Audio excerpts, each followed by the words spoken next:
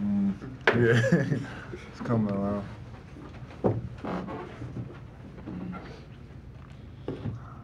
Brian talked about that kind of last series there, you taking the shot and then, following Allen down the floor. I live for the moments, them big moments. Coach drew up a play. Whoever got the ball at the top of him and Keaton, I go set the screen, pick and pop, and he gave me the ball in a good situation. I had a little small guy on me, so I rose up over him and made the shot. Then I knew they were gonna go to Allen. I told B. Will, you gotta guard him because I knew they were gonna go to him, but my man said pick, so we switched on him, and he didn't jump that high at the flow, so the ball wasn't level right, so I got a good block. Markel, from your perspective, then you basically dribbled out all the clock until it was time to give the ball to LeBron. What did you want out of that? How long did you want to wait until you started the offense? We wanted to run as much time as we could off the clock. We waited. I think we went at like 7 seconds on the shot clock. Like LeBron said, Coach drew up an Audi play. We really thought they was going to blitz me or KP, with whoever's going to have the ball, and he was going to pop, and that's what he did, but they stayed on him, and he made a great play. Talk about, after the game at Iowa State, you tweeted that you'd get him back at home. How nice was it to kind of have that twist of fate to get a last-second shot in there, too?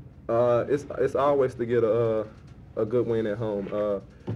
They got us on the last-second shot, which I think we should have won at their house, and we wasn't going to let that happen again. We bowled up on defense, and Coach told us not to give up any threes this time, and LeBron made a good play on the ball. When's the last time you remember hitting a game winner? This was your first one in college, right? Yeah, it was the first one in college, but I hit a lot in high school. My memory was against Sock in my high school. I scored my career high, 43 that game, and it was a last-second shot in the playoffs. And it was a shot from half court, and I made it. So that was a good memory right there. Probably the best memory I had in my high school. So it was, I lived up to that moment. I take shots. I take shots like that all the time. So I wasn't phasing nothing. I wasn't frustrated or nothing. It was a great shot. And I rose up over the man and made a shot. What was that feeling like when you blocked that shot out of bounds to end the game? It felt good because I think Coach think I'm the weakest link on defense. So it felt good. Go back to the locker room and say, what? Yeah, I made a big block. I made a good defense play. So it's good to rub it in his face. It's good to get the win. That's what I want the most. Get the win.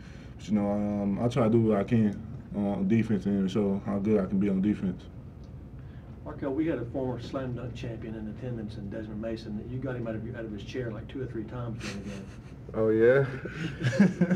I don't think I can compete with him yet. He got a NBA slam dunk on his belt. I don't think I can compete with him yet. LeBron, do you almost expect, a few highlight dunks from Markel every game? I call it live stealing. Every time you see me tweet it, I be like live stealing because, it's out of him and B. Will gonna get a dunk. And when B. Will threw it up, I was like, I got BK coming. And he snapped it. It get me excited. It get me motivated to play defense more. And it's good to see him. It's good to see guys like that jumping out the gym. It's good to see highlights besides me. So it's great to see action like that. I love it. We're used to seeing you block shots. What'd you think of that one? I was excited for LB to block a game-winning shot. Unusual. Yeah, it was a good defensive stop. Usually he don't get up off the ground. He made a good play at the end. Anything else? Do you feel like your team, it gives them motivation when you have those highlight dunks? I think he get the team going. It obviously get the crowd pumped, and I think the team feed off the crowd. I made a good play, and we was ready to play defense at the other end and get another stop. I'm guessing in the huddle there was a conversation about don't let Allen shoot a 3. Yeah, that was the first thing that came out of my mouth. I went to him first, like, don't let Allen shoot it. He was like, B. Will going. So I went to B. Will next. And, like, he don't get the ball. He hot right now. He playing insane. He like 4 threes in a row, so he playing insane right now. And, I knew he would come out aggressive the way we shut him down, the way he shut him down in Iowa. I knew he would come out aggressive. I didn't know he was going to do all that. But we knew he was going to get the ball and get it to him. And we made a great play.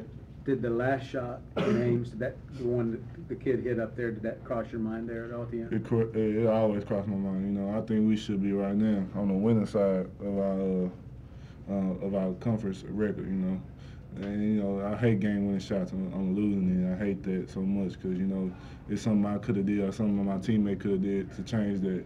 You know, and put us in that situation. But you know, it's glad we got back to them. So we might show on Sports Center now again. It's doing it to them. So.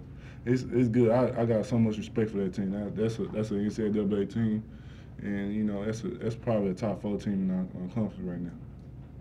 Is that the most difficult loss for you guys this year? I mean, is that the one that sticks with you to lose in that fashion? Nah, that's not the most difficult one.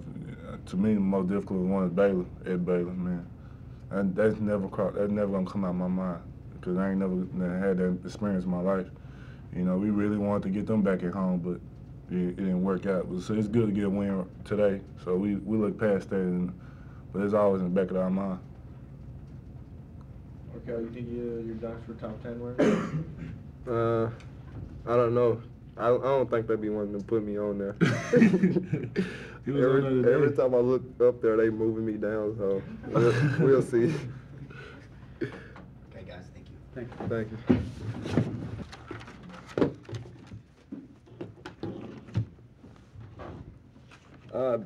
Really proud of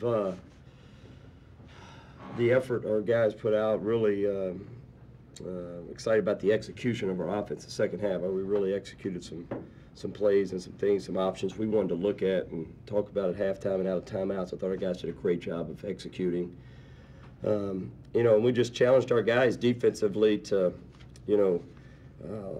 I know they made some shots, but I thought they earned those shots that they made. Overall, I thought we did a great job defensively. I thought Michael Cobbins might have been the most valuable player in the game. The job he did on Royce White and then figuring out somehow how to have enough energy to go get 14 rebounds. And then we tried to throw the ball in there to him several times, and he was trying to do some things. And I just thought he was tremendous in this basketball game, as well as some other guys. But I thought we played the second half very focused, and I commended our guys on the job they did on the scouting report on both ends of the court for us, offensively and defensively. Our guys did a great job. LeBron said that he thinks that you think he's the weak link on defense. He said that, right? Yeah. I'm not going to comment. No. He was pretty proud. LB has come so far defensively, and still, he has his moments where he's a really, really good defender, and you saw one there at the last second, so that's what counted. But no, I'm sure he thinks that as much as we're yelling his name on defense, so I can understand why he would think that. But no, he's come a long way. He has come a long way, no question. If he continues with the mindset that, hey, I got to get better and things like that, then he'll get to the point where he can be a really good defender because he has a great feel for the game. Always has had a great feel. When you have a good feel, you can read angles and do some things. And I think he did that with the timing of the block shot. But it's all adjustment period for adjustment for how much defense he's playing now compared to the type defense he was playing this time last year. But he's coming along. He was pretty proud of that. He should have been. I was proud of him. To make the last second shot and to block a shot, it's good to feel good about yourself, but also understand that you got to play defense all the time, and that's what you're capable of doing. That's a big thing we've been trying to harp and bring LB in and watch film with him, show him, look at this, look what you're capable of doing. And he's had instances this year where he's just been locked down to him. He's had some great defensive games. It's got to become a little more consistent, but he'll get there, no question. He's trying, but I'm glad he feels good about himself because we are on him a lot, and it's good. Redemption for what happened there at Ames, and you're able to tell him, make sure no threes. And I promise, I hadn't even thought about that till you bring. I hadn't even thought about that. It did obviously came down the wire, but no. That's long done, forgotten, and I probably didn't even think about it till you said it. We were just trying to win another game, period. And you guys heard me talk about we don't ever play a game for revenge or anything like that. We're just trying to compete and stay in the game and hopefully have a chance to win at the end. That's kind of been, our theme. Just hang in there. What is it about this team that, losing at the last second to Baylor and then coming in here and beating Iowa State? Technically playing with six, 7 players, and you're still competing with some of the best teams in the league and in the nation. You know, I was concerned about this game. I really was.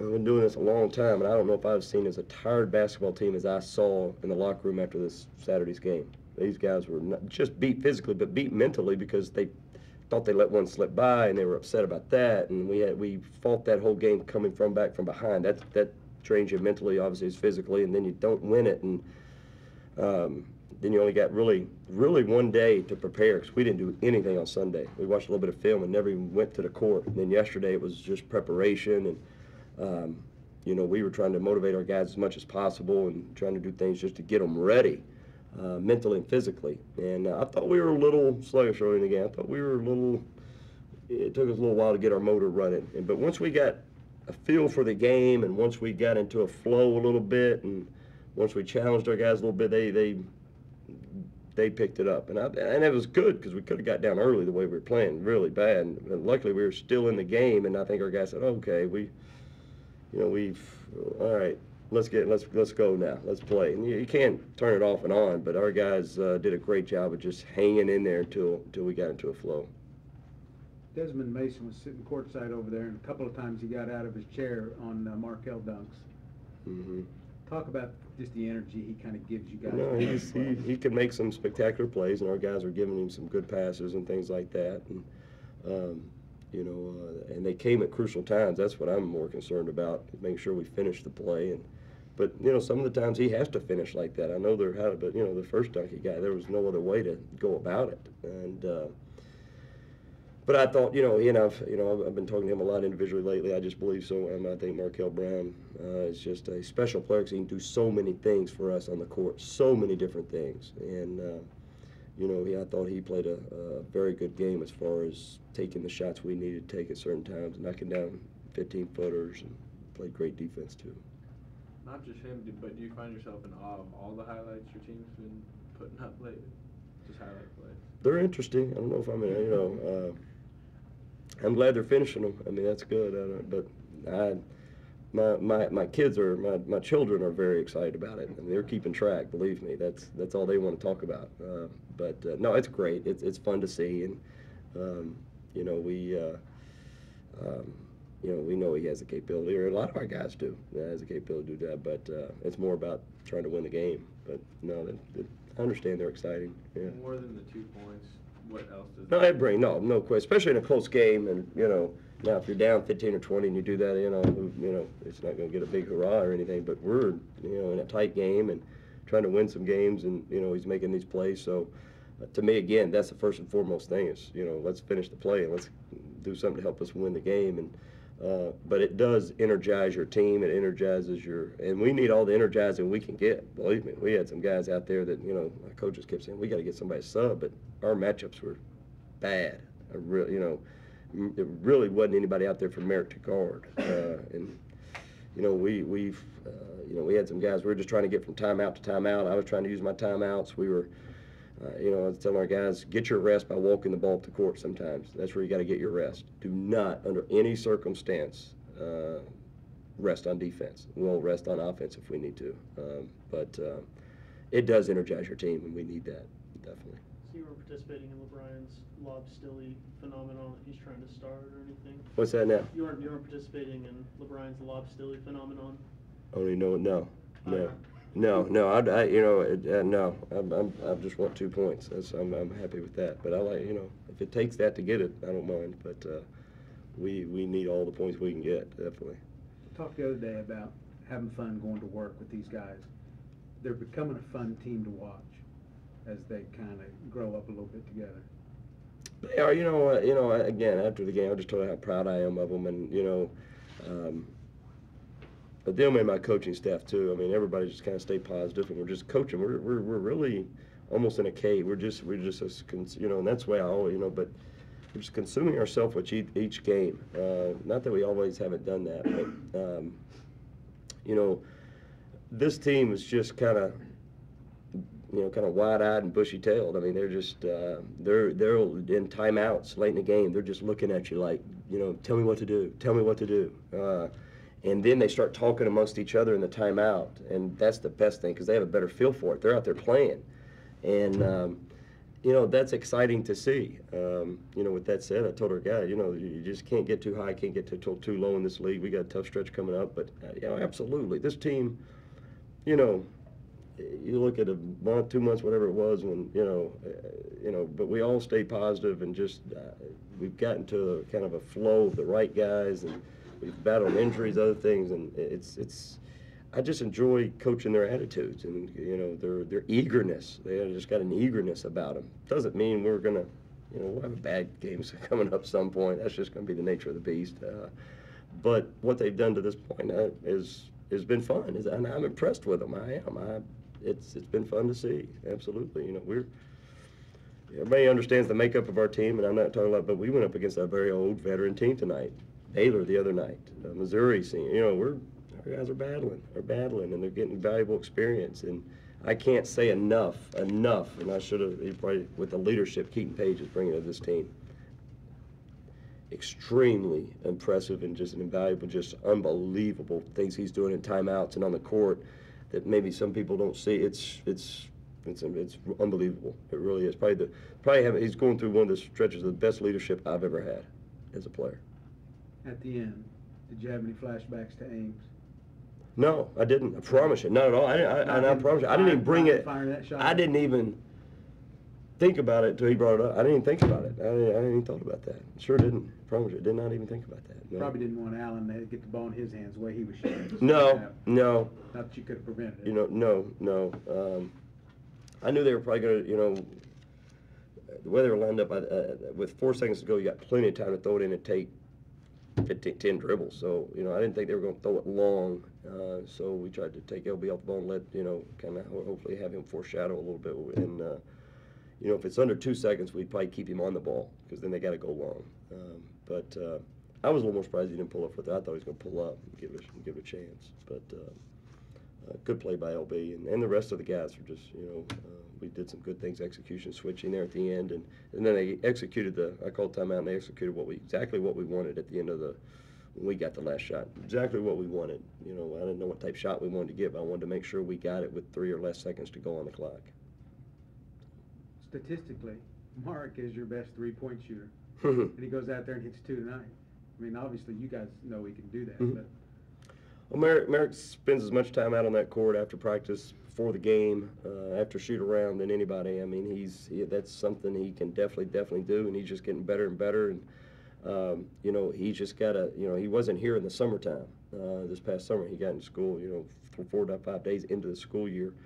This summer's just going to be big for him. Once he gets stronger and things like that, then I think he's got a chance to be a really, really good player. He has a great feel for the game, great understanding of the game, and then, you know, he's 7 feet tall and got an incredible soft shot.